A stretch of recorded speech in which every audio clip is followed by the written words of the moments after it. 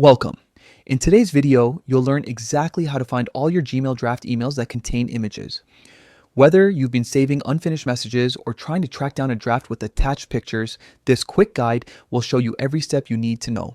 So let's get started. First, open the Gmail app on your Android or iPhone. Make sure you're signed in to the correct Google account where your drafts are saved. Once you're in your inbox, look at the upper left corner of your screen and tap the menu icon that's the three horizontal lines, also called the hamburger icon.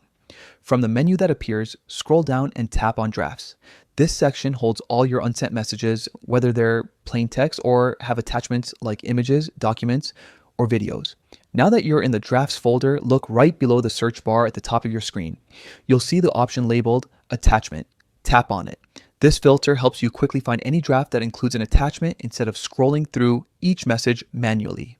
After tapping Attachment, a few options will appear. Select Images. Gmail will now instantly filter your draft emails and only show the ones that contain pictures or image files as attachments.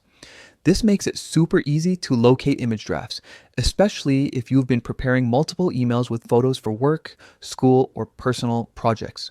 You can now open any draft from the filtered list to view or continue editing it.